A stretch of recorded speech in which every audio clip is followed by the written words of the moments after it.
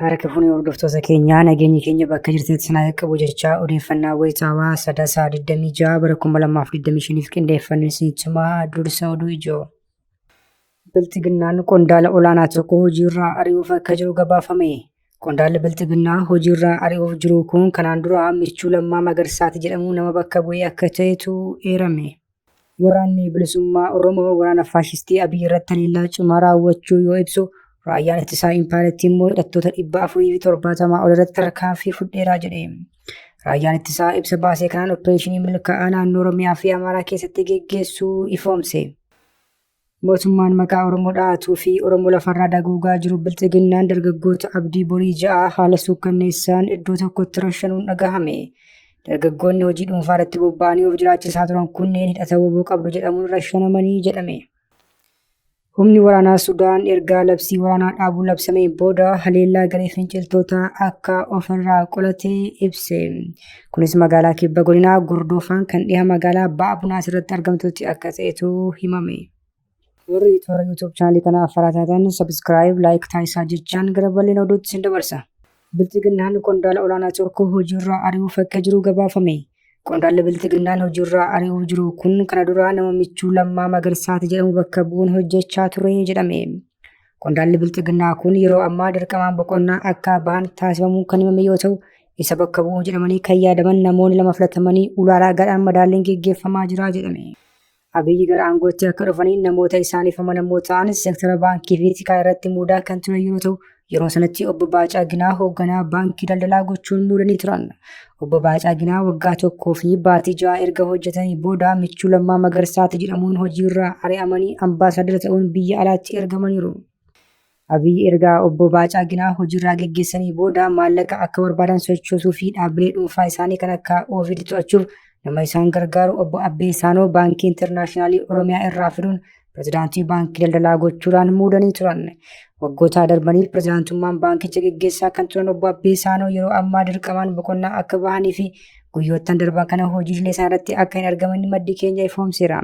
Bakka isaanii bu'uuf namni 2 kaadhimamee akka jedhamutu himame. Namoonni kunneen obbo Fiqiree Sillaasee Zawuduu fi obbo Efreem Makuraa akka ta'antu himame.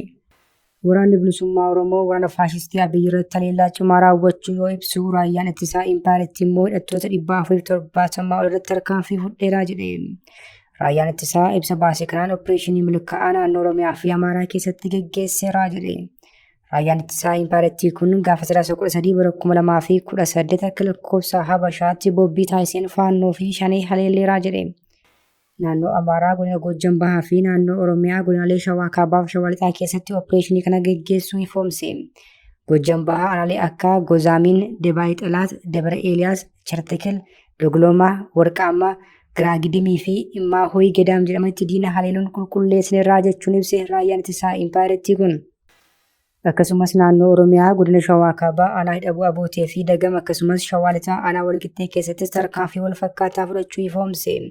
Kanaanis humna diinaa jedhee 600 ajjeesuu 157 madeessuu 98 booji'uu ibsuun walumaa galatti humna diinaa 470 irratti kisaaraa geessiseera jedhe.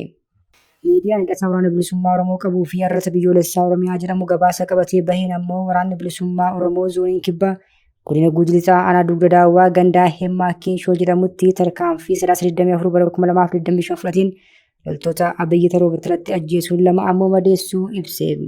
Biltiginnaan waggoota 7 darbaniif akka nama abjuu keessaa wayiree dubbatu si'a meeqa opereeshinii woboo balleessuu, waraana bilisummaa Oromoo qulqulleessuu, woboo sakatta'uu fi kanneen kana fakkaatan geggeessuun 7 lamatti balleessina jechuun soba eegee hin qabne sobaa turuun ni yaadatama.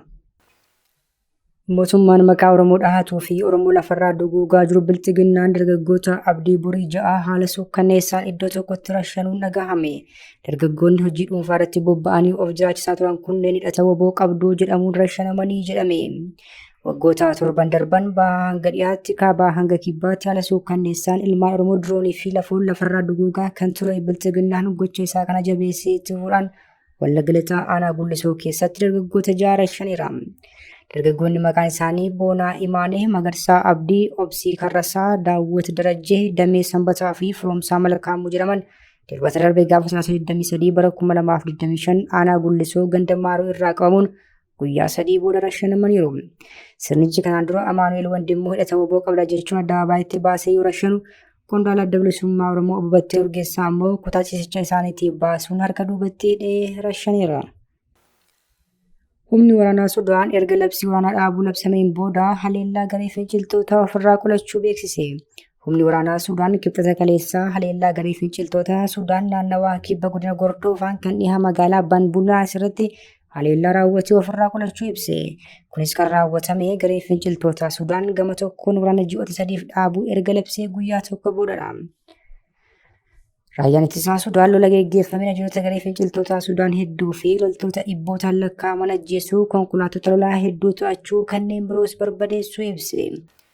Gama biraatiin gareen tola ooltota Sudaan Dooktars Neetwork jedhaman garee sochii bilisummaa uummata Sudaan kaabaa fi garee finciltoota Sudaan Alzallattayaa godina Kordoofaan kibbatti argamu seenuun haleellaa erga raawwateen booda dargaggoota 150 ol akkasumas daa'imman umuriin isaanii waraanaaf hin geenye hedduu humnaan buteera jechuun himatan. Ta'us gareen finciltoota Sudaan taateewwan kan lamaan ilaalchisee haga ammaatti yaada hin kennine. Dilbata darbee raayyaan ittisaa Sudaan yaada biyyoonni arfan Masrii, Saawud Arabiyaa, Imireetota Araba Gamtoomanii fi Ameerikaan dhiyeessan kuffiseera. Yaadni kun ji'oota 3 waraanni akka dhaabbatu kan gaafate yoo ta'u itti aansuunis adeemsa siyaasaa ji'oota 9 akka geggeeffamu kan gaafatu ture. Wixata darbee baatii 3 lola dhaabuuf waliigaluu kan ibsite garee finciltoota Sudaan kanaanis hojiiwwan gargaarsa namoomaa akka kennaman heeyyamuu fi uummata waraana kanaan miidhameef abdii akka ta'utu ibsamee ture. Lolli raayyaa ittisa biyyaa Sudaanii fi garee finciltootaa gidduutti eebila bara 2023 jalqabame kana hordofee namoonni 10,000 lakkaa'aman kan ajjeefaman yoo ta'u miliyoonota immoo qe'ee isaan irraa buqqisuun rakkoo namoomaa addaatiif saaxileera. Hordoftoota keenya oduu sa'aatii kanaaf qabannee dhiyaanne kana gammaatti hordoftan ture. Oduu biraatiin hanga walitti deebinutti nagaatti.